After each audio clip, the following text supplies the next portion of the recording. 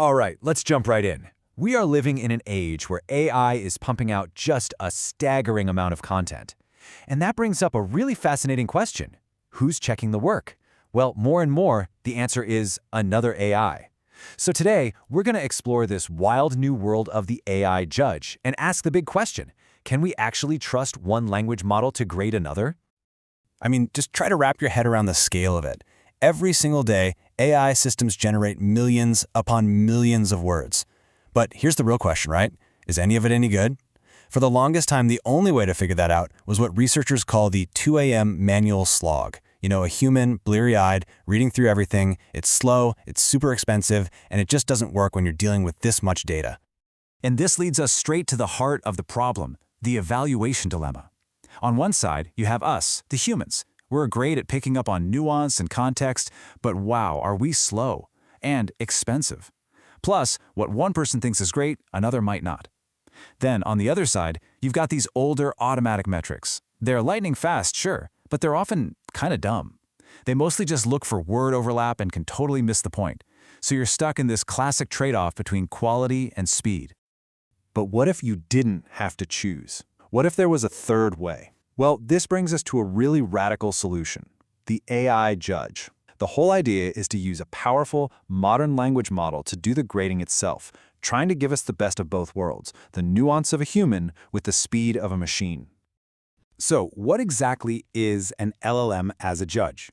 Simply put, it's when you use one powerful AI to check the quality of another AI's work. But here's the really important part, it's all based on predefined criteria. You get to tell the judge exactly what you're looking for. You can say, hey, I really care about helpfulness, or make sure this is accurate, or even, is this coherent? It's a game changer. So how does this actually work in the real world? Well, it mostly boils down to two main methods. The first one is called direct assessment. Think of this like a teacher with a rubric, giving a single piece of work a grade from, say, 1 to 10. The second method is pairwise comparison. This is more like an eye exam. Which is better, A or B? The AI is shown two different answers and just has to pick the winner. And what's interesting is, researchers have found this second method is often the one that lines up best with what a human would choose. Now, this all sounds pretty perfect, right? A super fast, smart, and scalable grader. Problem solved. Well, not so fast. There's a catch. What happens when the judge itself has its own hidden problems? Because this system is not perfect, and when you hold a mirror up to it, you start to see some serious cracks. Which leads us to the one question we absolutely have to ask. Are these AI judges actually fair? Because if the answer is no, if the judge is biased, then this whole amazing system of AI improving itself could be built on a foundation that's about as stable as a house of cards. And, spoiler alert, they are biased.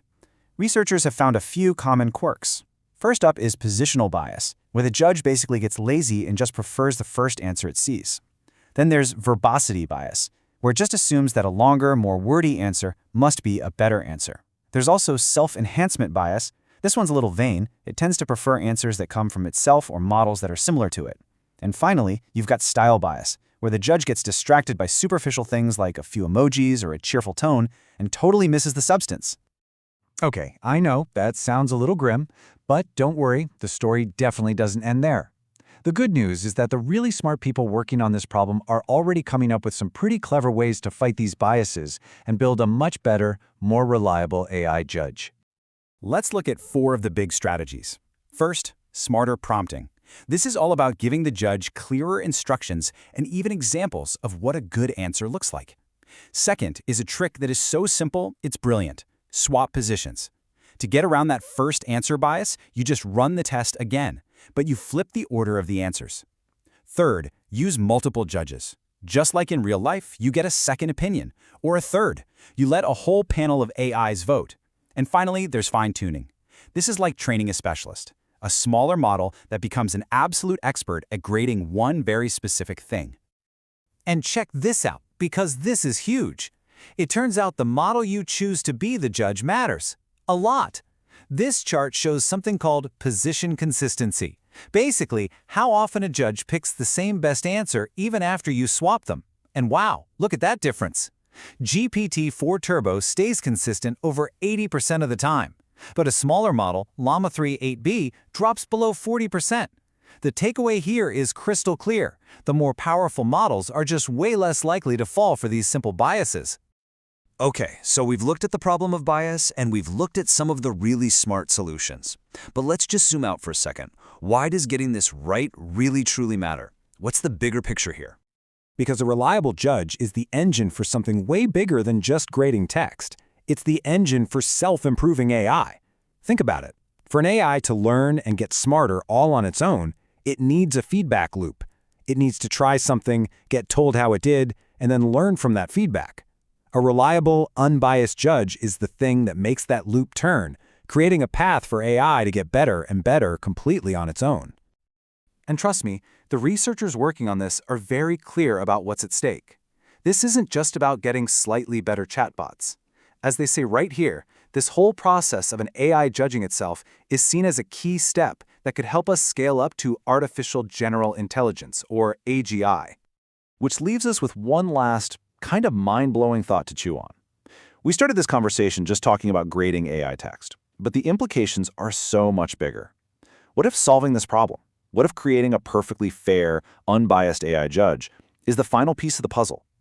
Could it be the key that finally unlocks the door to self-evolving, truly general AI? It's a huge question, and right now, the entire field is in a race to find the answer.